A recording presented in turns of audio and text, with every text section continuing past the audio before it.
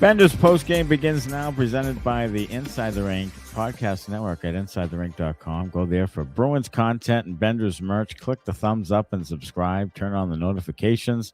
Postgames are now available on all podcast platforms the morning after. And tonight, the Boston Bruins win their 13th home game in a row with a 2-1 overtime win over the Los Angeles Kings. Their second 2-1 overtime win over the Kings this season. This is the 8th straight time these two teams have played into an overtime or shootout. Crazy. But as we see going forward, that the games are going to get tighter, more defensive. Yeah. The Bruins are going to struggle to score. But maybe if they just scratch and claw their way to a point and then try to get the extra one, that's kind of the recipe going forward. But the Bruins win again. And it's just crazy at this point. Maybe they're just destined to make the playoffs. Yeah, maybe. Maybe they should win a road game. Maybe they should mix in a road win once in a while. Maybe. If you go out to the bars and you're just dominating, you're having like beer after beer after beer. That's the Bruins at home. You know, feeling great, getting moved up. Yeah. But let's mix in a fucking water once in a while so we don't throw up all over ourselves on the road. You know what I'm saying? Yeah. Let's try that on the size. Yeah. Let's try that. You get all your buddies there. You're getting all lit up. Then you go somewhere you don't ever go to, and you're quiet. You have a beer. You leave early. You know, that's the Bruins on the road. That's the wallflowers sitting in the corner. Yeah. Just throwing up on themselves. Yeah. Choking on their own vomit. The Kings playing back-to-back nights seem to have more legs than the Bruins at times. Skating well. They play a good defensive game. The first couple of periods, up until maybe there's about a 2 or 3 minute stretch toward the end of the second period where it's starting to get up and down. But other than that, boy, snooze fest city. Oh, yeah. It was really, each team had less than 10 shots on net. There were a couple of posts, couple of crossbars, but for the most part, it was just a neutral zone, fist fuck in there. And and not the good kind. And, then the Bruins get a great goal from Mason. I get him off my hockey team, Lohrei. Yep. A fucking snipe and a half, which is what he can do. 7th goal of the season, leads all defensemen. Yeah. 24 points. And it seems as though the last, month or the last 15 games or so, since he's gone third pair and 15 minutes a game-ish, it's kind of been in his sweet spot, and he's been fine. And I haven't been, wanting to jump through the television screen when he makes mistakes. He's been fairly steady, and that's what he provides at the end of the day, a wicked snipe. Yeah, he has been steady, and that's what you need from him. You need him to be steady and not make the egregious turnover. Yeah, and he's been doing that, and that's great. And the less minutes he plays against the other team's top players, the better off he'll be. And then he can chip in offensively. You saw it tonight. What do you got, Connor? If you had to put a percentage on it, what is the percentage that it's his pairing and his assignments on the ice versus he got mentioned in those trade rumors and might have felt a certain way and it lit a fire under his ass? I'm going to say it's probably 75% his pairing and his usage. Yeah, I really think so. I think it was before the trade rumors, really. It was. It was the siblings week. Siblings fucking trip. Yeah, it was. Started playing well. His sister. His sister came and everybody fell in love with her, and then now he's playing great hockey. And I think the emergence of Jonathan Aspro has helped no one else more than Mason Lohrei. Sure, because he doesn't have to play up there in the top pair, and he can play. Tonight he played 19:49, but he had 3:35 of power play time. McAvoy was hurt there for a bit. Up. Yeah, but and he scored a goal, and but yeah, I mean he had his only shot on net. He had a takeaway. He didn't have any giveaways. He didn't have any egregious mistakes. And it's kind of been like that the last dozen games or so. He's just been kind of steady. And I feel like defensively, I haven't noticed him, which is a good thing. Absolutely. I think he's been playing a sturdier defensive game too. Ever since he got into that, that scrum. With Blake Coleman. Yeah. Yeah. He seemed like a different guy defensively. Like he realized he can stand up to some of these guys in the NHL and come out on top.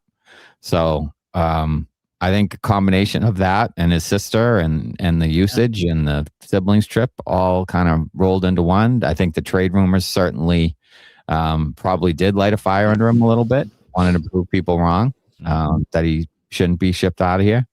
So, you combine that all together and you got a guy who plays pretty well for them right now and, chips in with a huge goal at a big moment for the team.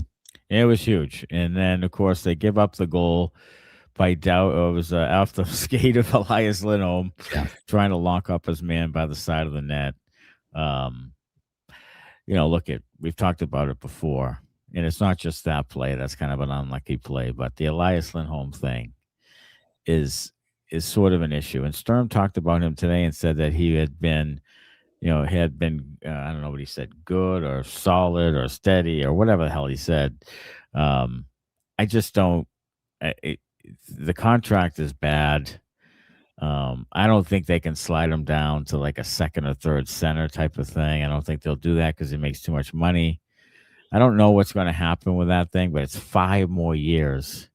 And he has really, as the season has gone on, kind of plateaued. He had a kind of a pretty good start, and he was piling up some points, and you could live with it.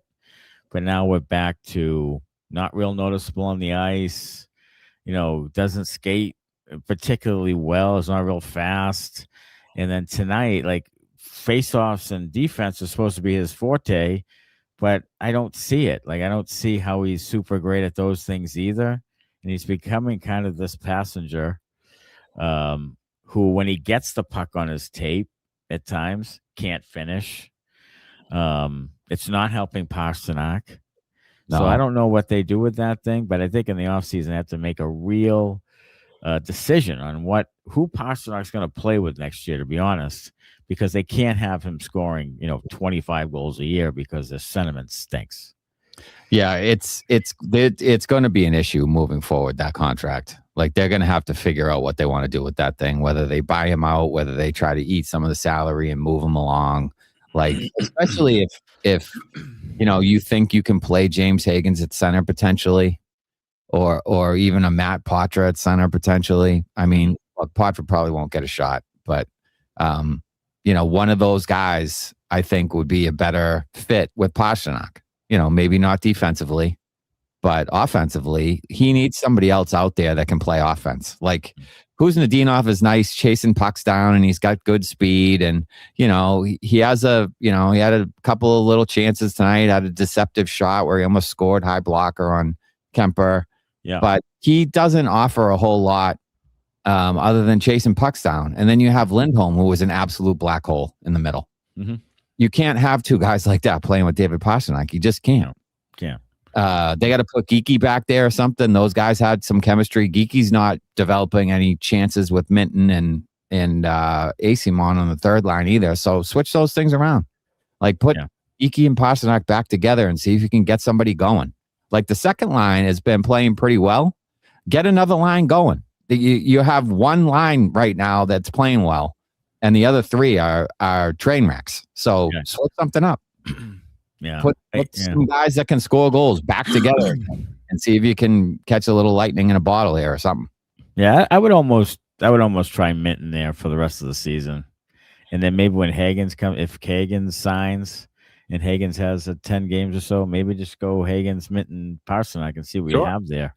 Yeah, for a little bit. Like, look at if they're trying to do certain lineups to try to make the playoffs and all that stuff. I just think I think you should be doing certain lineups to try to look toward next year, because there's no real. You're not going to take a step back by putting Minton on the top line. Like it's just no. What difference does it make? And it would actually show you something for next year. And right now, if they're doing that thing where they have to put out the line and they think they can win games to make the playoffs, that's not the right thing to do, in my opinion. And as Neely said before, we're not just we just don't want to make it to make it. Well, it seems as though some of these moves they've made and some of the things they're doing with the roster are trying to make the playoffs because they're close enough.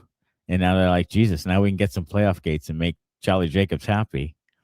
Then it looks like that's what they're doing. And I just think some of it is taking away from what you could be looking forward to in the future. Go ahead, Connor. I would agree with that statement if Don Sweeney didn't fucking sit on his thumb at the trade deadline. Well, I think that he made no moves to help this team. But the thing is he yes, but I think he doesn't believe in the team, which is why he didn't make any kind of risky moves or even half risky moves. But he also didn't sell off any parts. So it's almost like he said, okay, this team deserves to take a shot. I'm just going to let the team take a shot. And I'm not really going to do much of anything, which is almost worse. So that's the way I look at it is, you could say, well, he didn't really invest in the team. Yeah, but he also didn't sell off some parts he should have, looking for, so that the team can try to take its shot together. So I think that whole, like, the team deserves it and all this stuff was just a way for him to be like, boy, we could try to make the playoffs and I can make it seem like they deserve it. So let's try it. But really what he's saying is, boy, I really need to make the playoffs. And this is pretty close to doing it. So let's try to do it. The other part of that is I don't think they want to hurt Elias Lindholm's feelings, which is I'm fucking 100% serious. Really? And it's a terrible way to run a hockey team. Yeah. Take Elias Lindholm and put him on the third line with a couple of scrubs, because he's not a young guy. He's not Fraser Minton. So, young guy can handle that. They say, oh, you're young. You're still coming up. You're still learning. Like, you take a 28-year-old guy who was supposed to be the 1C and is getting paid almost $8 million a year and put him on the third line. Like, he's probably going to have his feelings hurt. Should he? No, because that's where he deserves to be. Should they run the hockey team that way? No, because that's where he deserves to be. But but I honestly think like they feel like maybe they would lose the player or have the player go through some things if they did that. Well, I'll tell you, that's the dumbest fucking thing I've ever heard in my life. I'm not saying it's the right. I'm not saying you're wrong. I'm just saying that would be fucking stupid. It would be. Because you're trying to do what's best for the hockey team. And this is why I don't think that they do all the time. They do what's best for the hockey team or organization. No, I don't think they worry too much about the players and what they think. Yes. And this has happened back to Cassidy, through Montgomery, and now here.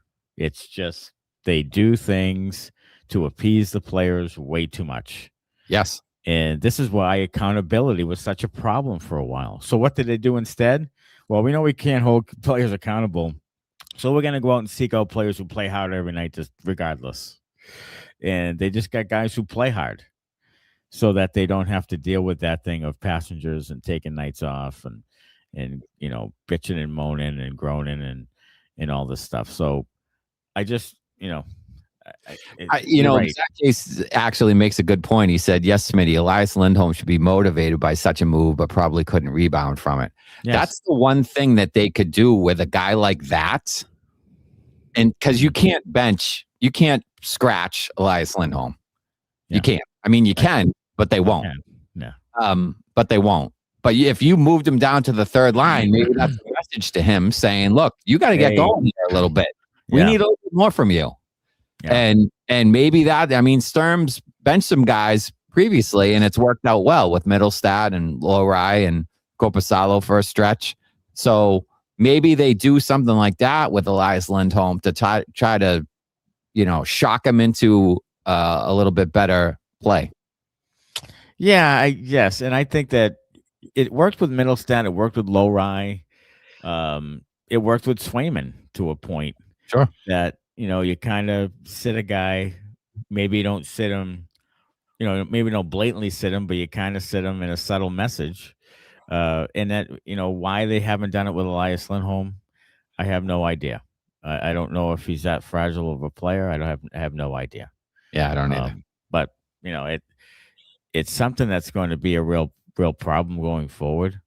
And I'd like them to make the playoffs now because look, I think, if Toronto can just win another fucking game, I have a real feeling now that they're going to end up getting screwed there. And then they're going to end up picking, 20th with their own pick. But let's say Toronto, and they get Toronto's pick, 6, 7, 8, 9, whatever it is.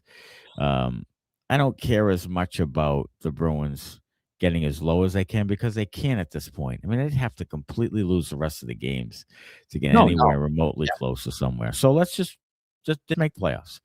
But the thing is, if they don't, I'm really interested to see what that would look like in the offseason. I wonder if making the playoffs, there's a difference between making the playoffs and not in their offseason plan. Yeah, I mean, they should be trying to make the playoffs, and it will be interesting to see what happens with their offseason. If they miss, is Sweeney put on notice? He should be. He should be already, but he should be on notice. And then, how do they handle the roster after that? Will they stick with this kind of identity, or will they switch it up? Hagens is a smaller guy. Zellers is a smaller guy. Are they going to go to more speed and skill thing, or are they just going to try to, stick with the piss and vinegar thing, but add some more skill and speed to it? I think you need kind of a combination. You can't win. You have to be able to win multiple ways in this league. I think to be a really good team, you have to be able to win close games. You have to be able to win high scoring games. You have to be able to win tight checking games, physical games. You have to be able to do a little bit of everything. So I think you need a balanced roster, and the Bruins don't have that right now. They have a slow, big roster with a couple of talented guys on it. Right, Connor, go ahead. One of the things I did want to mention, since we're talking about draft picks and we're looking at the board, as of 30 seconds ago, Tankathon has the Toronto Maple Leafs pick at 6, right on the cusp. However, we should be talking about another draft pick this year as well, which is the Florida Panthers pick going to Chicago. They are currently 11th. If they drop one more place into the top 10, it is top 10 protected, which means Chicago would get Florida's pick next year, and Boston's first-round pick from them would slide to 2028.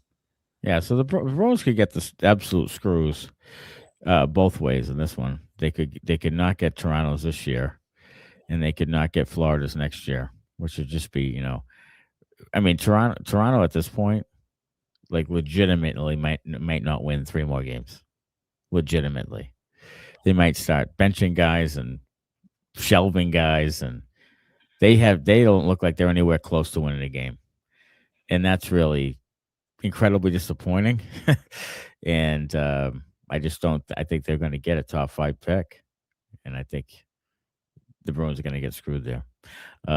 One thing I wanted to talk about briefly, and I know we hammer on him too much, and we probably shouldn't, but the Alex Steves thing. And Ty Anderson's post today on X about Alex Steves, and they sign him to this deal, and then they bench him for 8 out of the 14 games, and he says, "Don't really get it." And Carter says, "Well, Mr. Matty Barry almost had a stroke when they signed him to that extension." It's funny how we're seeing some people finally kind of raise an eyebrow to it. Like I've seen nothing but, Steve's, it was a good move because, he plays hard and this and that, and the cap's going up, and this is the going rate, and yada, yada, yada. Well, now we're starting to get people in the Boston media. When we bitched about it the day it happened, and now we're starting to get people in the Boston media saying, boy, that doesn't make any sense. You think? Like, so I just find it funny. It is. Usually it's just funny. We're 2 or 3 weeks ahead of everyone else. We are. We're 2 or 3 weeks ahead of everybody else. We are. Yeah, and finally they'll say, okay, well, geez, that doesn't look right. When we just say it right away, and people like dismiss us when we say it. You know what you're talking about. And then 3 or 4 weeks later, when it keeps happening and it's still true, people then start to say, well, geez, that doesn't look right. And it's just funny to me. Go ahead, Connor. Now, I'm not going to say that these people are watching the Bruins Benders podcast or listening to it the next day and taking all these wonderful ideas that seem to be common sense. Yeah. However, hello, all you Boston Bruins media. Happy to have you guys watching tonight. Yeah, Thanks seriously. for showing up. Come on the program. Like, honestly, we love you guys. Just slide into our we do. DMs. We do love you guys. Come onto the show. Yeah, I don't know if we want him on the show, but we do. We read all your stuff and everything. We do. Like, yeah, I like Ty Anderson a lot. I think I do too. I think he's good. I think he's good. I think he's one of the few guys in the market that's good, because he's a little bit critical. Not as much. He is. Not as much as we are. No, but he does. Like, he will raise some points like he did today with Steve. Yeah. Like he will raise some points from time to time, and I do like that he is one of the few guys around here that will actually bring it up when things maybe don't go the Bruins' way. Yeah, and I think it's. Look, I get that it's hard because they're gonna fucking ostracize you, and they're gonna. Yeah, I mean, they're credentialed. They have to see those guys every day. I get it. I get it. We're peons who we can say whatever we want. Yeah. I mean, kind of freeing. I kind of it is. It is kind of freeing. KPP has an honorary Bruins Benders shirt for sure. Yeah, I'll send one to Ty Anderson. Sure, absolutely. Or someone to Kevin Paul DuPont. Yeah, dupes. Yeah, I just thought that was funny. And then Jaffe and Peterson talked about, I don't know, the 10 or 11 worst losses. They had this in the pregame. Yeah. And only two of them were at home. And one of them was the Montreal game. The Bruins haven't lost at home since December 23rd. I know. It's crazy. And that was a 6-2 loss to Montreal. And they also lost 5 or 6-2 to Minnesota at home. And those are kind of the only real two bad losses at home all year long, really, was there. But now as we go forward, the Bruins have what? I don't know, is it 11 out of the 11 road and 7 home or something coming out? Like they go on a stretch where they play a ton of road games and against pretty good teams. And one of them is Columbus. And there's going to be 2 of those games. And Columbus beat Tampa Bay tonight. They're right up your ass, 2 points behind. Those are going to be the 2 games that make the difference. Like, are you going to make the playoffs? You're going to have to win those games to get 3 out of the 4 points or something or other against Columbus. So that's certainly up coming down the road here. Swayman tonight. Here was the other thing about Swayman. Jaffe and Razor go on and say, should Swayman play the bulk of the games going forward? Yeah. Should they? Yeah. We raised that question before they talked about that. Yeah. We raised that. He should, boys. He should play the bulk. He should play all these games this week: Tuesday, Thursday, Saturday. Yes, he should. He played them all. He said almost word for word what I said the other day, which is classic. You should play them all, and then on the back-to-backs is when you actually bring in Korpisalo. Yeah, no shit, dude. That's exactly what you said. Exactly what you said. So that was another little ha-ha. Yeah. So McAvoy, he gets dinged up again. It seems like every night he's in the room for a few minutes or on the bench, keeled over or what have you. But the play to win it was just fantastic. Yeah. And it was great hands by McAvoy to catch that puck at full speed. And it wasn't the easiest pass to catch. He's kind of just going over the blue line. It's kind of in his feet a little. He catches it. And then he's on top of the goaltender in a second. Yeah. And he makes that deep move to score. It was a great play. It was a great pass by Kastelic, who was on the ice for some reason. Was it the face-off? Yeah, he was still on the ice from the face-off. Still on the ice. So when Kastelic was behind his own net with it, I'm like, Jesus, he's in the overtime. But he made a great stretch pass to Pastrnak. And I tell you, it was a great play. And, it was a type of play that, look, if they're going to grind these things out, I feel like they're playing more now. These games more now are what we thought the games would be like for the bulk of the season. Absolutely. Like, have to win like low scoring 1-0, 2-1. Yeah. Have to win a bunch of games in overtime probably. Avoid the shootout. Yeah. The problem with it is their defense tonight still wasn't great.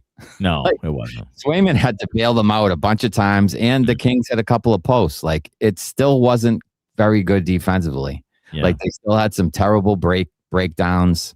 McAvoy coughed the puck up a couple times with bad decisions at the blue line. The power play was fucking atrocious. Oh, it was bad. Holmes out there, torching the thing, blowing the thing up.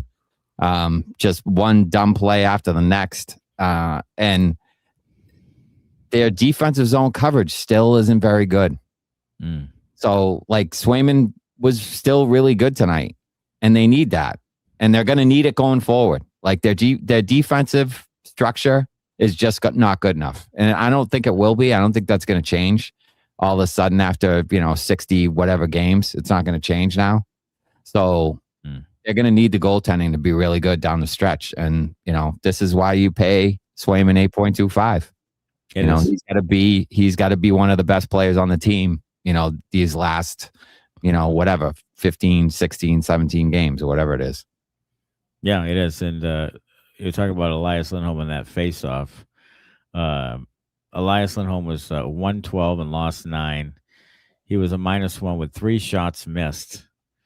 Boy, they missed the shots missed 2, 1, 1, 1, 1, 2, 3, 3, 1. Like, they missed a ton of shots tonight. It seemed like they missed the net a slew of times. Couple of posts by Minton, post and a crossbar, and but they missed the net a ton. And it can be frustrating that they can't get it to the front of the net so they can get a rebound or off a skate or whatever it is. But boy, they missed the net a ton. They were talking in the first period about, I think the shots were at one point were like 6-4 or something like that. Yeah. But the Bruins had like 15 attempts that missed the net. And they had, and the Kings, blocked a handful too. I think they said Brant Clark or something had like 5 blocks. Yeah. But I mean, that's the Bruins in a nutshell. Like, the defenseman especially can't get the puck on frame ever. Yeah. Like, it's hardly ever on net. And, I know that 2 defensemen scored tonight, but usually it's, high glass and out. Yeah. Or, they miss far side and it rims around and they give up a 2-on-1 going the other way. Like, they really struggle getting the puck on net or through traffic on net. So, that's going to be something to watch going forward. Can the Bruins defensemen continue to get shots through and actually on the net so that they can bury some of these rebounds maybe? Right. Some of the block shots also lead to transition, which isn't great for Boston. Like, you get your block shot by the blue line. That's scary stuff. The LA defenseman blocked 14 shots total. Dumoulin had 4. So they're a defensive team. They block shots.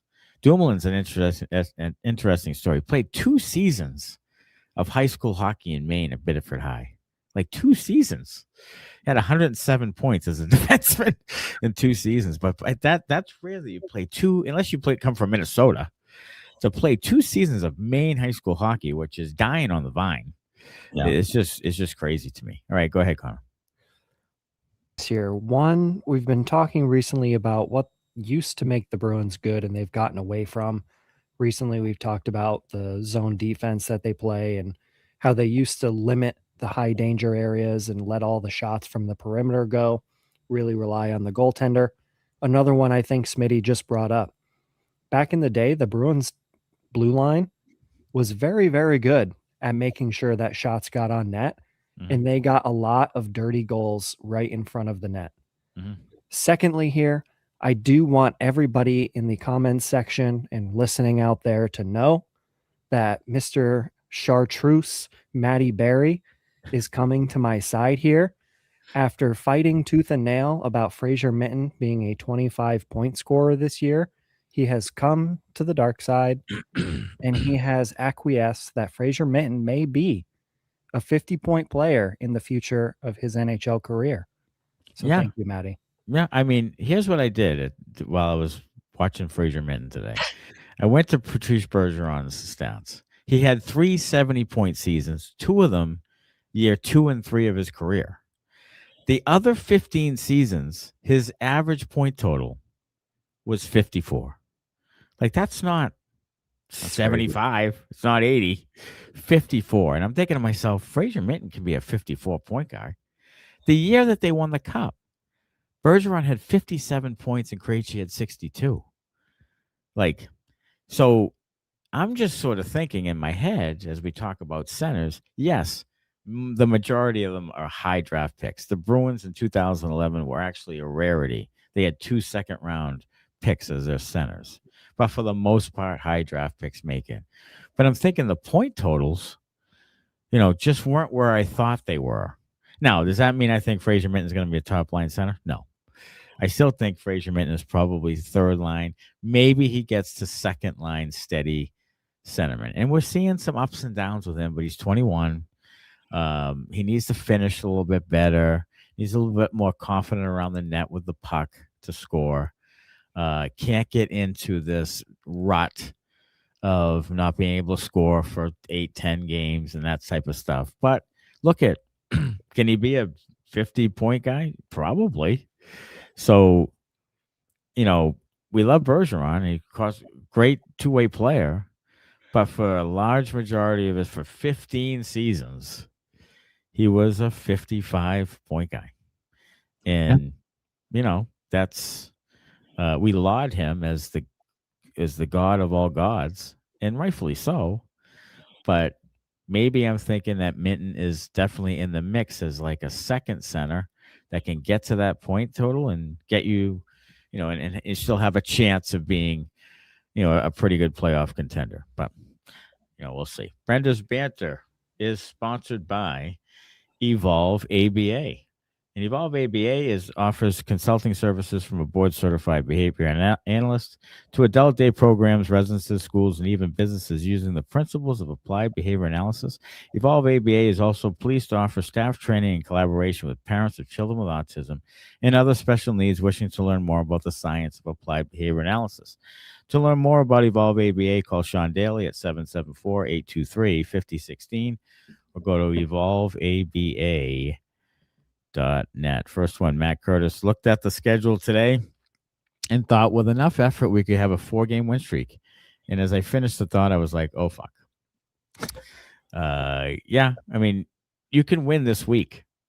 Kings, Sharks, Caps. You can win. You can win this week without a doubt. Bruins 1970, if I may quote the great Smithsonian, I want Sean Kuraly off my hockey team. Yeah, I'm still not. One more year of him, big boy. I know. I'd like to see them upgrade that piece, like that. Oh my god, their fourth line as a whole. People were really on them. It's like, this is a great fourth line. Yada yada. Hasn't been great. When was the last time any of those guys did anything positively? Kuraly scored a few days ago, didn't he? Yeah, he did a few days last ago. week or something. But I just, for the large, Jano, another guy, like, yeah, is he gonna fight a guy? Yeah, he'll fight a guy. But I'd like to do him more than that. I'd like to actually have something tangible. They need those guys to really bring the energy more. Like there was a couple of shifts there where they were running around and hitting people, but that needs to happen like way more often. Okay, this leads me to this, and I have to talk about this. This fucking Neely quote about we tried to get more piss and vinegar at the deadline. Like, Cameron, like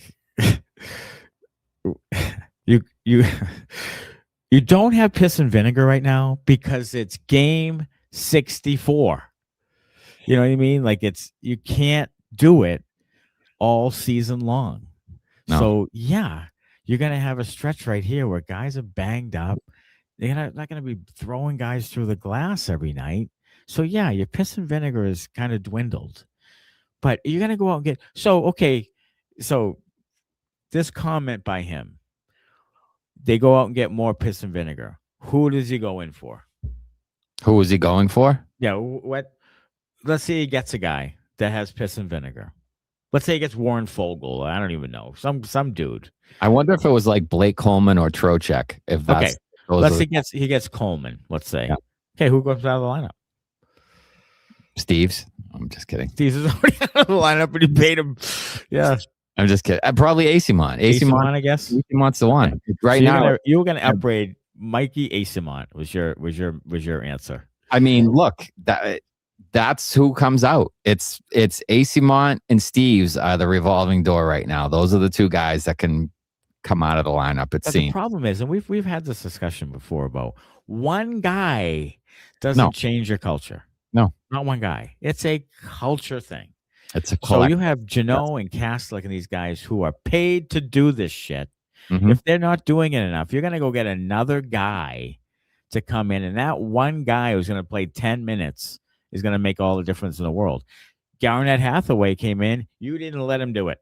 No. Or he didn't do it for some reason. Nope. And there you have it. So I don't understand. Go, Connor. The two teams that the Bruins were linked to in trade talks, not necessarily these players, but for toughness-wise, these players did move at the deadline. The Winnipeg Jets moved Luke Schenn and Logan Stanley. I think Logan Stanley was somebody the Bruins probably targeted. Yeah. And then Nick Lohrei moved out of Philadelphia. Uh-huh. And then one other point on the team toughness and piss and vinegar, hard to play against, whatever the fuck you want to call it. Do you think that it is better off having those players be on your defensive blue line than in your forward group?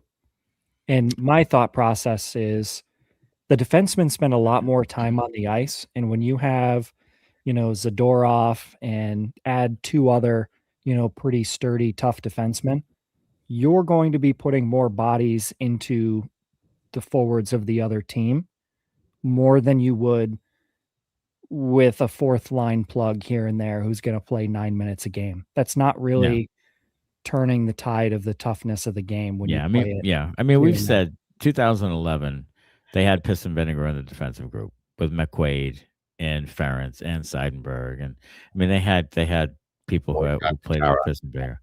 Chara.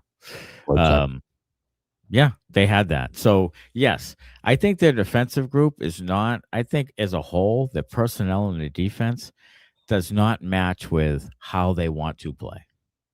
I would agree.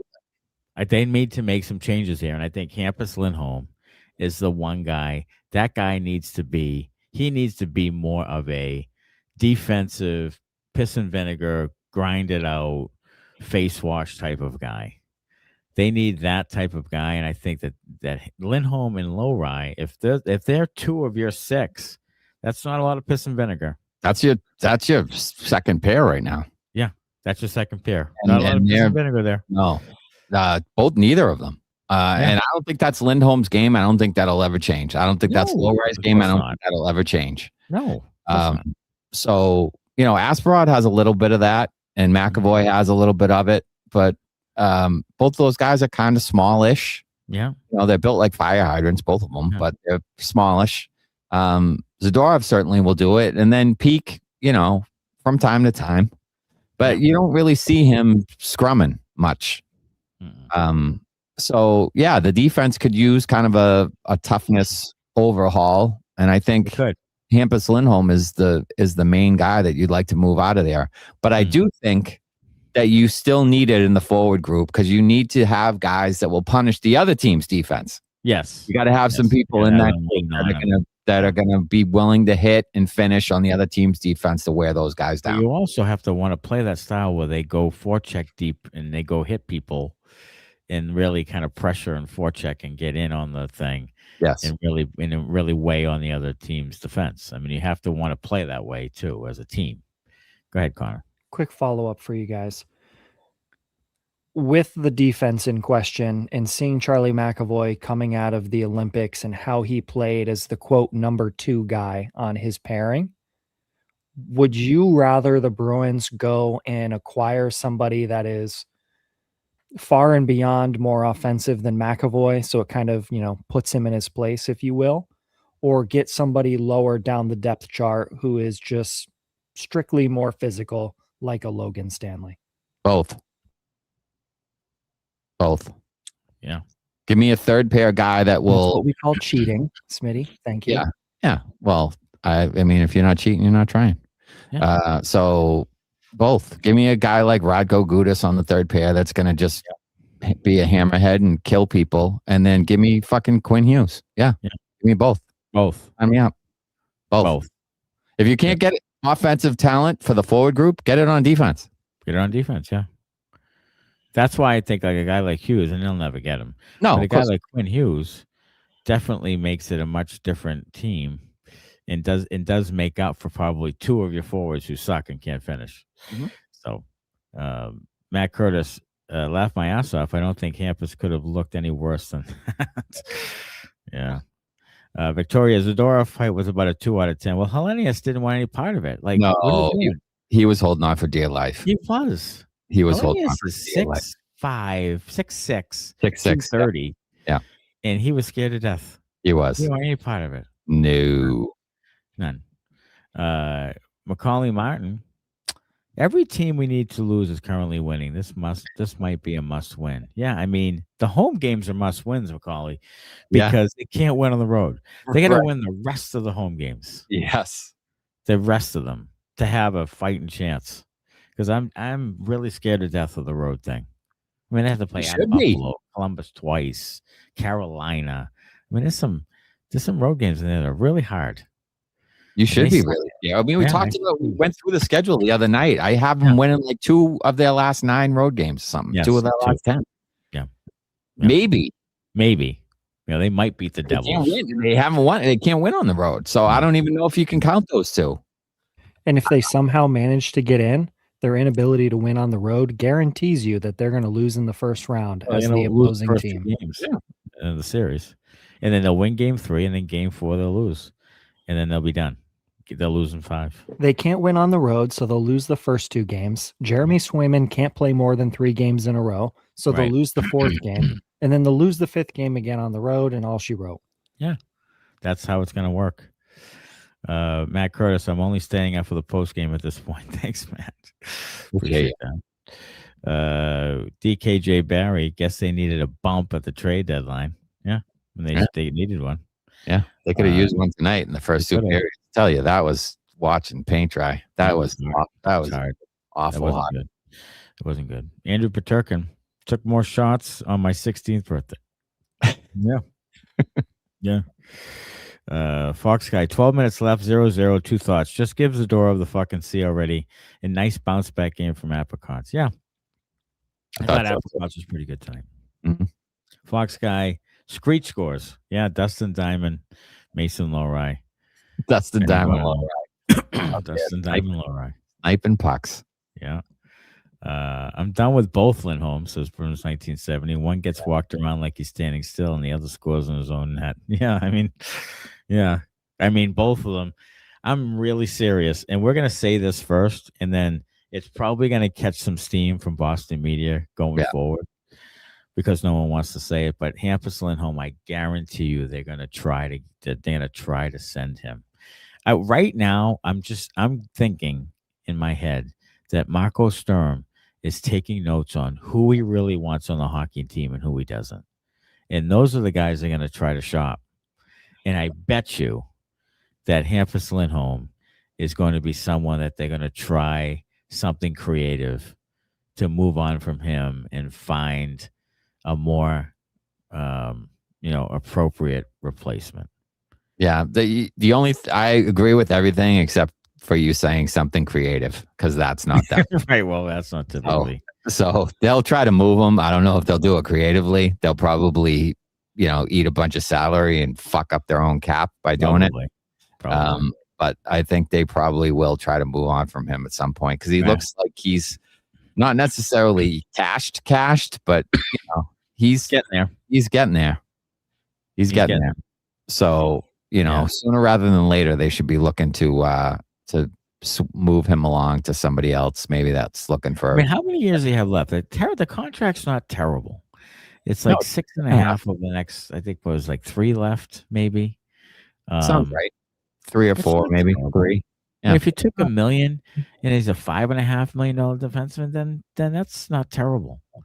Maybe someone on the West Coast wants. Everybody talks about. Yeah. Maybe he could be like a pretty good third pair, play him 16, 17 minutes, play him less minutes, and maybe he's a steady veteran. He is signed through 2029, 2030 at $6.5 million. Yeah. So 4 more years? Is that 4 more years? 4 more. 4 more years at 6.5. Yeah. Well, you got him at 6.5 for 4.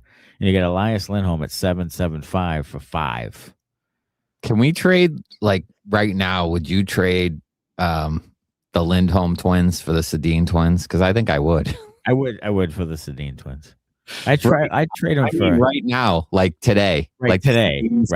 As they are. I'd trade them for like the Sutter brothers right now. I trade them for, I trade them for any brothers who ever played in the league. Lindholm's for the Tkachuks. Lindholm's for the Hughes brothers. I'll take Luke Hughes even in the deal. Can we send both the Lindholms? Let's send both the Lindholms to New Jersey for Jack Hughes and Luke Hughes. Oh my God. We'll sign Quinn in free agency and we'll have all the fucking Hughes brothers. Oh my God. I'll take it right now. Yeah, sounds good. All right, Connor. I don't think getting rid of Elias Lindholm is honestly going to be something that would be that difficult. I think the more difficult part would be prying him out of Don Sweeney's cold, dead hands, to be honest. Because if we're looking at it, right, and you're a team out there with a legit number one center who's making, $10 million or so, and you can bring in a number two center making, $7.75 who will play the defensive role in your team, that is an okay ad for that type of team. The problem for the Boston Bruins is they're playing him as their number one center. He's completely out of where he should be in a lineup. Yeah. That's why, I think they should make some cockamamie trade with some other team for a player that they're not happy with. Like I've said on the show before, Elias Lindholm or Elias Pettersson for Elias Lindholm plus, Yeah, I'm with you that I really think that Don Sweeney has a weird image of him that he still can't see past. Like I still feel like he thinks Elias Lindholm is like a baby Bergeron. Like I still think he thinks that. Like even Sturm in the pregame was like, we think Lindholm's been steady. Like I feel like they just think he's steady and they really aren't looking at him and what he's doing on the ice. I really honestly believe that. I think Sweeney thinks he's better than he is. And I don't think Sweeney is looking to move him. I don't. Yeah, I think he largely thinks that Lindholm's fine. I definitely think he thinks he's fine. I think he thinks he's doing all the right things defensively, and he's chipping in a little bit offensively. He would say, and he said it in the offseason, we'd like to see a little more offense, and as he gets more comfortable, more acclimated to Boston, he'll produce a little bit more, which hasn't really been the case. But I think that's what he thinks in his head. But yes, I think that's what he thinks for you guys. He's a third line center. At this point, and he has been for a bunch of years. Yeah, we got Connor. Who do you think at this point is a better player for this hockey team? Elias Lindholm or Fraser Minten? Fraser Minten. Yeah. Fraser Minten's probably slightly now and definitely better going forward. I think Fraser Minten night to night is much more noticeable. And I think if you gave Fraser Minten Elias Lindholm's power play time, I think he would probably be in that same neighborhood. Fraser Minten might have 20 goals right now if he got Elias Lindholm's power play one time. I would say the physicality for Minten is picking up. I noticed it tonight and I checked. He was tied for second on the team in hits with 3. Yeah, it is. And he's also being more physical and aggressive within the battles too. Yeah, he wins. I feel like he wins more battles than Elias Lindholm does right now. I think he's better along the wall. I think he's better defensively. He skates better. I think he does almost everything better except maybe win faceoffs. I think that's the only thing. He's a big kid too. I think you could see him next year killing penalties a little bit. Like he should be out there instead of fucking Sean Kuraly. 100%.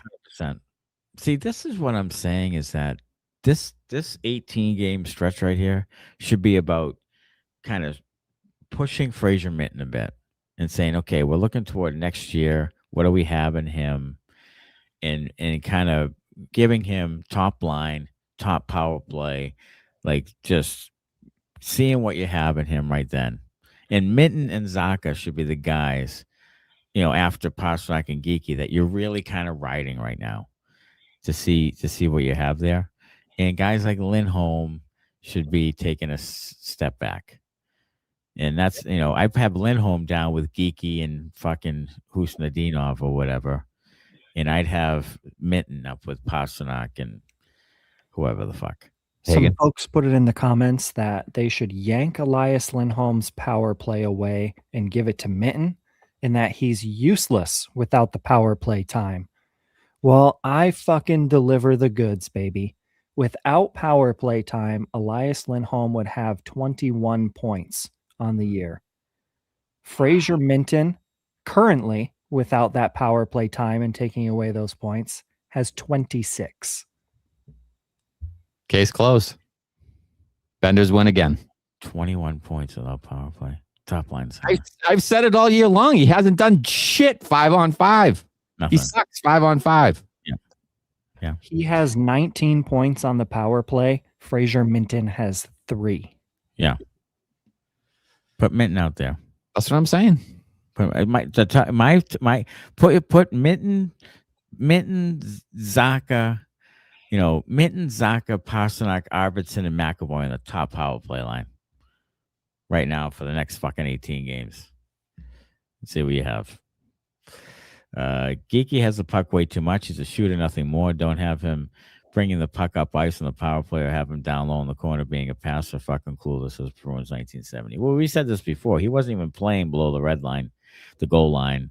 He was playing in the top, in the slot or whatever. Tonight, I sent a text to this guy saying I would pleasure him. It said pleasure because the autocorrect made it turned it to pleasure, but I would pressure him when he gets the puck every time. When he has the puck, he's really not a stick handler. He doesn't lug the puck. He's basically a shooter. He's a stand in the slot shooter. He's a give him some space and then let him rip it kind of guy. After you jack him off, you would pressure him. Yes. He's Glenn Murray. He's Glenn Murray circa 2026. Muzz. That's who he is. And Jesus, I know he has over 30 goals, but calm down, Matty. Fuck. Yeah, he's fucking, that's all he is. Did you hear it on the game mics? Geekie during that power play when he passed the other team and he's like, ah! And then like 2 seconds later he got it back and he did it again. Yeah. He doesn't lug the puck. He doesn't create his own stuff. It's basically he needs a center like anybody. Like if he had a creative center, like if he had a guy who could really dish the puck, then right now Pastrnak is essentially his center. It's his playmaker. He sets him up and he scores. So if he had that type of guy, he needs Pastrnak back on the line with him. He does. Zach Case, we fucking needed that. Our power play let us down this game. It's gotten a little bit worse. It's in a rut right now a little bit. A little stale. And but look, it was overachievement to begin with, I thought. I mean, it was like 5th in the league. So, you're gonna have some stretches where you slump a little bit. Pejman, this team is unbeatable at home and incapable on the road. 100% true. Yes, it is. Rorb, call him Nikita the Merciful because he clocked Hellenius with that first right. Yeah, he hit him quick, and Hellenius is like, I don't want any more of that. Yeah, holding on. Bricktop, Hampus needs an IR stint or a couple game scratch. Horrible look, one of the A's. Yeah, you know what? With your depth back healthy, I'd consider sitting him for a couple of games. Sitting him up on the 9th floor. But again, they're going for the playoffs. So they got to try to play all the best players. Yeah, they're going for it. They're not sitting anybody. They're going for it. Matters. If they're basically saying somehow get in and get, clinched with games left, which I don't think will be the case. I think it's going to go right down to the end. Right. But if they somehow do that, you could see a bunch of guys sitting right towards the end of the season that are, I think they have a decent amount of guys right now who are kind of banged up that could use a little time. And I think is one of them. Yeah, I would agree with it. They're not. I agree with you. They're not going to get that time. No. And I don't know what happens with Higgins. I almost feel like they're not going to throw Higgins in there in a playoff run. I think they will. Feel like they're not doing that, but it would be a pleasant surprise if they did. Go ahead, Connor. So Michigan Mike here in the comments wanted to know what Elias Lindholm's buyout would be after this season. So I pulled it up on Box Score Junkie. For the next 5 seasons, the Bruins would roughly save about $3 million. It's 4 for the first 2, and then slowly trickles down towards 2.5. And then it would be 5 seasons in the negative of $1.5 million from 2031 until 2036. That is pretty fucking palatable considering where the salary cap will be at. It is. If you can't get rid of him. It's not restrictive, but I don't think they do that for another 2 years. Yeah. No. I don't think they do that right now. But I just don't see how you can replace that player with $4 million. And that's where I don't see it making sense in those first few years. No, I don't. I agree with you. They don't typically buy guys out. Mike Riley's the only guy I can think of that they buy out, but yeah, they don't. They haven't really done it very much. Because you have to shell out actual money to those guys when you buy them out, and they don't play for you anymore. And he's probably like, "Why am I paying for guys who aren't playing on my team anymore?" So he doesn't want to do that. He likes his money. He doesn't want to spend money that's not helping him win hockey games or put guys. Speaking of which, get guys to buy beers and stuff. Yeah. Go ahead, Connor. Can we talk about the Jacobs family and how much of a fucking Grinch they are with this recent lawsuit they've got going on? Delaware North. Oh, yeah. Owners of the TD Garden files a lawsuit for trademark infringement, claiming a cannabis dispensary company has a name with irreparable harm to the arena's reputation, and it is deceptive and confusing. And the cannabis company is called The Boston Garden. And I saw this on Twitter today, and I died laughing. And the person that I saw it from quote tweeted it and said, "Fuck, I sat inside this place for 3 hours waiting for the Bruins game to start." Yeah. Here's the thing. Is it trademarked? The Garden? I would assume it has to probably. be. But like, so if it is, then here's the thing. Like, if you look up the Providence Bruins trademark right now, it's not trademarked. They've let it lapse. So technically, any Joe Schmo could go and try to claim that trademark. But the problem is when you go to court for that and try to show the use, the Providence Bruins already have it in use. So teams like the Bruins or huge entities that have been around and are the same forever and ever, they can just let it lapse at a certain point because they're the only main use for a trademark. Right. So who the fuck knows?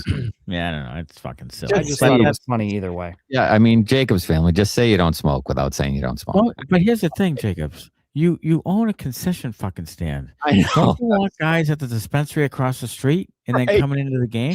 Yeah. Call it fucking Jacobs Dispensary. Yeah. Who gives a shit? Like, don't you want those people in there ready to eat all night long? Eat fucking 8,000 hot dogs and nachos. Have an open mind. Yeah. You ever heard of the Munchies, dumbasses? Yeah. Adrienne says her sip was champagne at trivia tonight. She's been missing a lot of games and post games, but always listening to the recordings later on. We appreciate it, Adrienne. Adrienne. The OGs. Champagne. Wow. Yeah. Andrew Pedro, we need a Here It Comes merch shirt. We certainly do. Oh, we certainly do. You're right about that. Do. You're right about that. Yeah. We'll get that. Can we get like a goofy guy in glasses on the front and says No. You know that little caricature kid pissing on like a Bruins or a Yankees logo? Yeah, Here It Comes. You got to have a Here It Comes t-shirt with that kid on it. Calvin and Hobbes t-shirt. Yeah. Here it comes. All right, let's do it. If that or if people in the comments want some other cartoon instead of Calvin and Hobbes, a little less vulgar, maybe. Let us know in the comments. Yeah. We'll get that shirt out probably by the weekend, I would say. Why not? Do we know how many years the Judster has left on his deal with Nesson? I have no idea. I would say it's a 3-year deal, right? It's too many years. I don't know what it is. Who knows? They're probably paying him $50 an hour. What? When he got the job, wasn't he living in Jaffe's basement? Was he? I think he was. Yeah. Well, that says everything he needs to know. Why is he yelling all the time? Like the whole pregame, he's yelling. It's the pregame, dude. Like, why are you yelling? You're giving me game notes and you're screaming them at me. Why? I'm not 100% sure he knows like ebbs and flows of conversation. Like he's just like he's like a close talker or like a high volume talker. Yeah. He's just like, this is what I'm going to give you, and it's going to be this all the time. And I'm going to go from high to higher. Yeah. I'm going to go from excited. I'm taking it from a 10 to a fucking 12 every once in a while. But I'm not going to get any lower than a 9. I'm going to be right there, edge of my seat, like everything's game 7, even though it's a preseason game or before the game, as you said. Yeah, it was game notes, like pre-game notes, like, and he's screaming them. What are you doing? God almighty. Andrew Pedro says the glass of wine I'm having has more legs than Hampus. Bring up literally any other human from a hockey team, please. Oh God. Andrew Pedro, you win the comments tonight. Yes. Harry Mostaway. The D on the blue line on the PP, giving up pucks on the blue line for breakaways, unbelievable fucking frustrating. Well, there was a couple of times when McAvoy had some issues at the blue line. One went back for a breakaway that Swayman swayed, and another one, McAvoy had to hook a guy down. But yeah, that's what I'm talking about with shooting the puck. Like they've got to get pucks through, and they can't get pucks blocked where transition happens the other way.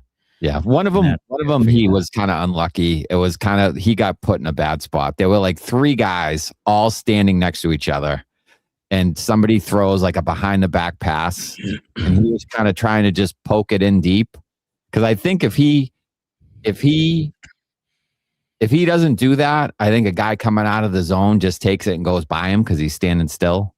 So I think he tried to make a play. It didn't work out for him, and he got screwed. But, I mean, he's had kind of a rough couple of games there on the blue line. Where Smitty is a sneaky McAvoy apologist. A little bit. Is. He's sneaky about it, but he is. I am. Yeah. A little bit. I mean, look, he hasn't been good the last couple of games until scored the winner tonight. But he was great for the previous since he came back from his jaw. Yeah, they had a stat I think going into the game where he had points in 12 of his last 13 games. Yeah. I mean, he's been now good. 13 and 14, so he's been good. Yeah. And also Harry says Poitras will be traded. You would think. He's an RFA with arbitration rights, right, Connor? I believe. With the hammer. Double check that. I think he does. Lysell. There's like 11 RFAs. Yeah. That they have to make decisions. The Bruins are all in right now. Oh my God. All in. Let it ride, baby. Yeah. Call the cop here. Lucas Reichel was practicing with, who is it? Poitras and Merkulov? Merk, yeah. Yeah. Stacking the savior. They're going to have a fucking wagon, that team. Savior. He does not have our rights. No. Okay. So they either do one more kick at the can for one more year, which he probably doesn't want to do, or they trade him in the offseason. I would think they would try to trade him, but we'll see. Victoria says, Harry, I'm calling Poitras traded at the draft for a higher pick. Okay. Killer Beast. This team is going to miss the playoffs by 1 point like 2016. CBJ won't go away. That's the worst case scenario for them, is they've done absolutely nothing here during the season. Arvidsson's going to hold them over a barrel. Peake's going to walk because he should, because you're not going to bring him back. And then you have no playoffs to show for it. That's the worst case scenario, in my opinion. Carolina Hurricanes game. Carolina smoked them the last game of the year. They missed the playoffs. Missed it by 1 point. Was that game? So 2016, I think so. Yeah. I think I was watching the lobby of a skating rink because my son had a game. Oh yeah. SideQuest Live $4.99 to say, man, these Blue Jackets keep holding serve at this point since they sold nothing. Season is a total wash if we don't make the playoffs, and that is true. Thanks so much, brother. Sir. Thank you. Killer Beast, marry, fuck, kill. Elias Lindholm, Judd Surratt, Jeremy Jacobs. I'm going to marry Jeremy Jacobs just because at the end of the day, they spend to the cap. And until don't do that, I can't really complain about him too much, to be honest. I am going to. I'm still gonna fuck Elias Lindholm, and I'm gonna maim Judd Surratt. I'm with you. I'm the same. But my thing is I'm divorcing Jeremy Jacobs after we're married for about 10 minutes, and I'm taking half of his motherfucking money. There you go. That's a great move. That's why you marry him. From underneath his ass and do things my own way. Yeah, that's why you marry him, for leverage. Yeah. St. Patty's Day fast approaching. Mr. Matty Barry about to be looking like some bastardized green Sherwin-Williams Dutch boy. Could be. Yeah. March 17th coming up quick. Montreal. Coming up next. So, Smitty, you did have it right. The Bruins got absolutely butchered on the last game of the season that year, but it was by the Ottawa Senators, not the Carolina Hurricanes. And J.G. Pajot had a goal. Zach Smith had 2 goals. Zibanejad had a goal. And Andrew Hammond saved 39 out of 40 shots to ruin your hopes and dreams of a playoff pursuit. Wow. Sebastian Varney makes a solid point. People actually listen to me. Maddie, a few months ago, you said you were going to give Hampus the upcoming offseason to get truly healthy before putting a fork in him. Still holding to that. It's an excellent question. I don't think you're going to trade him. I would try to trade him. I don't think they're going to be able to this offseason. So that gives them the offseason to say, okay, can you train? Can you rest? Can you do whatever you need to do to get the best shape physically you can, and then go into next year and see what you have with them, and then maybe at the deadline next year or something like that, you try to trade them again or whatever, or the next offseason. So I think you're going to get that. I think you're going to get this very scenario because I don't think they're going to be able to trade him. So I'm interested to see what he looks like next year. Yeah, I don't think they'll be able to trade him either. But one more off season off the knee, can't hurt. So we'll see. We'll see what he ends up looking like. Killer Beast makes a good point. I don't know why a single one of their RFAs in Providence would re-sign. It's obvious they'll never get a chance. Yeah, I mean, it's a tough one. And if I was them, I certainly would not resign there. No. Why would you? You're not going to get an NHL shot. None of the guys down there have gotten NHL shots. None. Not one. I mean, the only guy on that team right now who seems to have a chance is Frederic Brunet to play Bruins hockey. Yeah, I mean, we should speak about that. He was re-signed. Yeah, he was re-signed. 2-year extension, and the second year is actually a one-way contract. One way. Frederic Brunet is going to be on your Boston Bruins in 2 years if he's not traded first. Whoa. Michael DiPietro signed a 2-year contract, both of them one way, and he's still rotting in Providence. So let's not get too excited here. Frederic Brunet can play. Brunet's going to play. Yeah, I just don't think they want to play young goalies. I don't think so either. I think they like experience at the goaltending position. And they have Korpisalo under contract. That's really what's holding them back. I think Brunet has every opportunity to play for them, and I think they like him, and I think he's projecting that way. So I think he is going to play. I think he's going to play there next year. It's going to be really interesting to see what they do with Lohrei. If they keep playing him on his offside or whatever, if Brunet and Lohrei is a third pair or what have you, I have no idea. But yeah, they're going to have a little bit of a logjam. That it makes it more interesting. Like, would they move Hampus and go with a really young, Brunet, Aspero, Zadorov, Lohrei? That's a fairly young group. What do you got, Connor? My conundrum about Brunet is the Boston Bruins were rumored at the deadline to be looking at multiple defensemen with years on their contract past this season. Right. So that tells me that they weren't penciling Brunet in next year or the year after in their plans necessarily. They're still looking for somebody else. Yeah, Brunet's a left shot though, and they were looking for right shots as far as I could tell. Correct. So that to me is Lindholm going to be here? Is Lohrei going to be here unless you're playing Lohrei on his offside, or Zadorov's on a contract. You just signed Aspero to a 2-year deal. Maybe you think he's going to turn into a pumpkin. Maybe Brunet is Aspero insurance. I don't know. But They're going to have a little bit of a logjam there, so it'll be interesting to see how they sort that all out. Yeah, it's very true. There is a logjam all of a sudden in defense when you talked about depth and everything on defense. Now, all of a sudden, is it good enough? Probably not. I mean, are these players any good? Some of them may not be, but there are a lot of people there. They still have a need on the right side. I mean, as much as you have a logjam on the left side, you still have a need on the right side. Like you have Geekie, Haru, Peeke, and McAvoy are the only actual right shots. And then you have, Lohrei playing offside. You have Jordan Harris can play as offside, but, you'd like to be better than that over there. Yeah. You'd like to be better than Peeke over there. You'd like to be better than Georgii Haru over there. Yep. So in my estimation, you have one guy on the right side, and you have, some holes. You do. Fox guy sip tonight is a Harpoon Sixer. Oh yeah. Yeah. You haven't mentioned. Speaking of beers and harpoons, have you seen the Sam Adams 4-pack of Boston Sports beers? Yes, I saw that. That looks amazing. The Crochet and Edelweiss, and then whatever, some other ones. Yeah. It was pretty cool actually. Yeah. Important to note that Lohrei will be a UFA in 2028. Yes.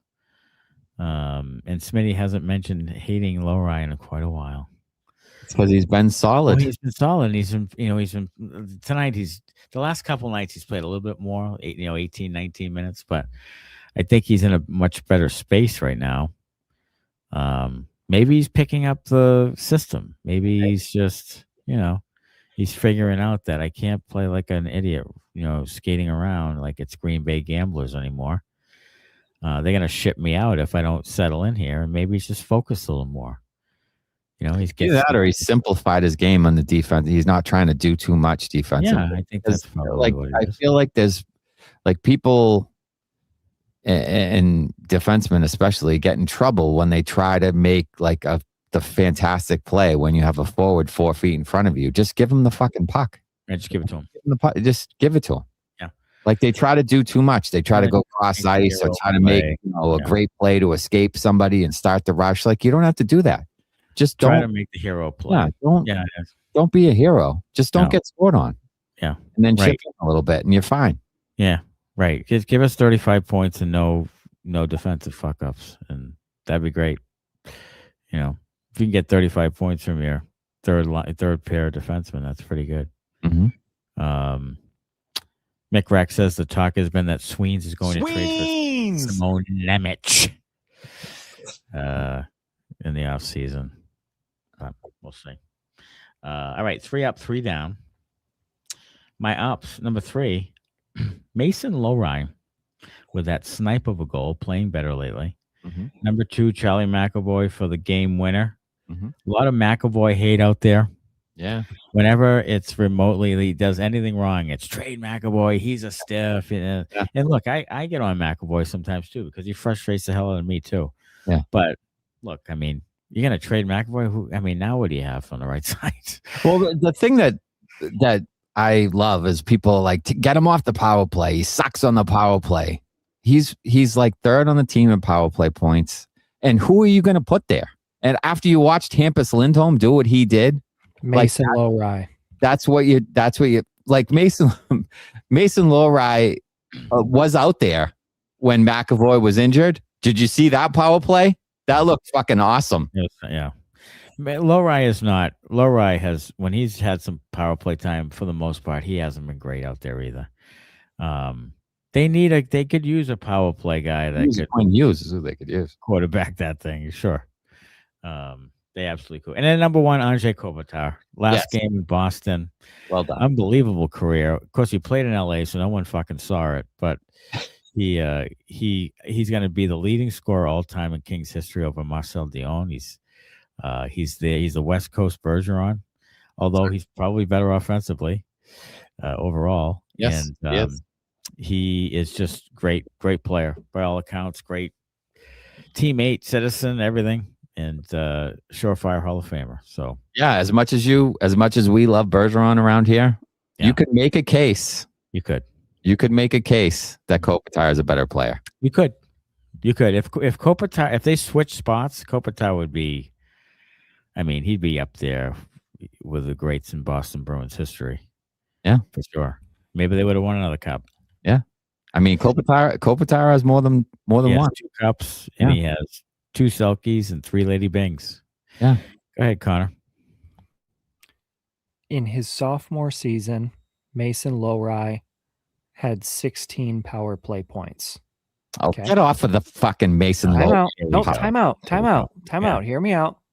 Charlie McAvoy has had 21, 19, 13, and 19 for power play points in full seasons. Okay. What I am saying in this is everybody has expected Charlie McAvoy to be more offensive than what we agree that we think he is, and he could focus more on his defensive side of the puck. And how I've said Mason Lohrei can succeed in the Boston Bruins lineup was yes, drop him to third pair minutes, but give him more power play time to showcase his offensive side of the puck. Okay. 3 to 4 points of a power play drop off in a year, assuming that Lohrei won't be better than what he was last year in his second year in the NHL on a dog shit team. I think Lohrei would be able to give you more on the power play than McAvoy will in the future going forward. Okay, if you really think that, now think of who's managing the Boston Bruins. They're going to take Charlie McAvoy off the top power play. It would never happen. It will never happen. They would never do that to Charlie McAvoy. They would never. But tell me I didn't make the fucking case that is here's the thing right about that he points. could. I get the points, and the points are probably similar, what have you. It's more of the the entries, the fluidity, the keeping pucks in and moving it to the right guy and all that stuff. We're not quite sure Mason Lohrei could do that over an 82-game season, night in and night out. I'm not sure. I'm not sure if he could now. Why isn't he lighting it up now? Yeah. He gets power play time. He was out there tonight with the first unit. Why didn't he light it up? He looked like holy hell when he was out there. He had 2 bobbles, and he didn't get back to the fucking blue line on the left point, and they passed it to the middle, and it went out of the zone. I'm fairly certain he was in the power play when they gave up a couple of shorthanded goals this year. Yes, I think he was. I mean, McAvoy is too. They give up shorthanded goals when he's out there too. But I mean, let's not pretend that Mason Lohrei is fucking Quinn Hughes out there. No, if you want to put Mason Lohrei in the second power play unit, he is on the second power play unit. He is. That's what I'm saying. Swap them. He could play in McAvoy's spot. Do you think that play him on the second? Do you think, knowing Don Sweeney and knowing Charlie McAvoy, that would ever fly? No, that's not going to fly. The players run the asylum here. That's just not going to happen. He's just not going to do it. It's just unless McAvoy is a complete train wreck. Mason Lohrei has 5 power play points this year, and he's played power play all year long. So settle down. Yeah, settle down. Now look I would love an upgrade over McAvoy there. I'm not sure it's Lohrei. No, it's Quinn Hughes. I'd like it. It's Quinn Hughes. It's Quinn Hughes.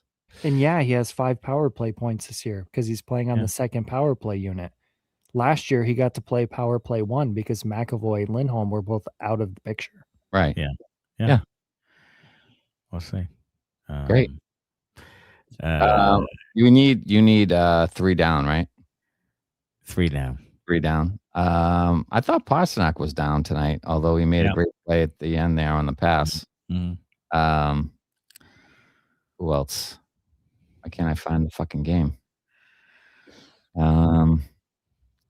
Should we give some Kings, guys? Let's give some Kings, guys. Brant Clark was a -1. Okay. With a couple of giveaways. So we'll give him that. And then Panarin, also a -1, only 1 shot on net and 18 minutes. So kind of falling off. I mean, a guy that a lot of people were comparing with Pastrnak for a while as like one of the best wingers in the game. He's kind of fallen off here the last, couple of years. Yeah, sure. McAvoy lost more teeth, I guess, tonight. So there's that. I don't think he has any bottom teeth right now. No. But we'll see.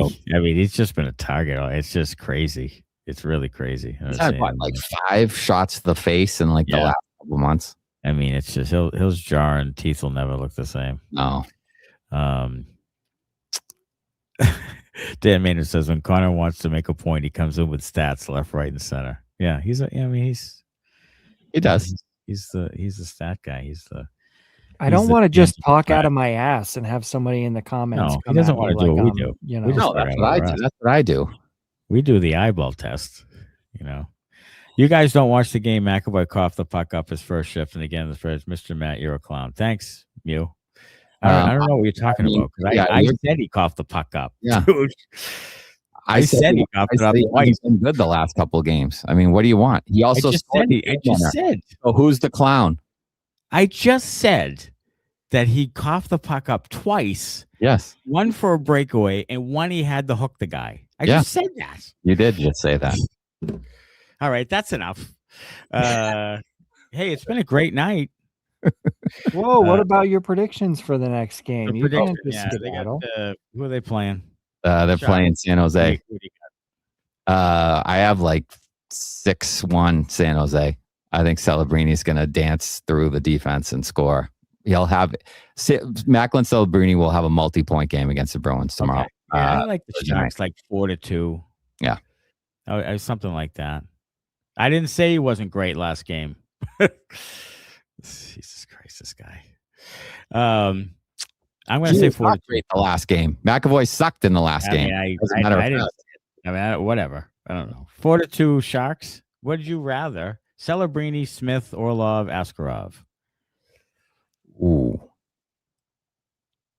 I might do it just to have Celebrini on my team.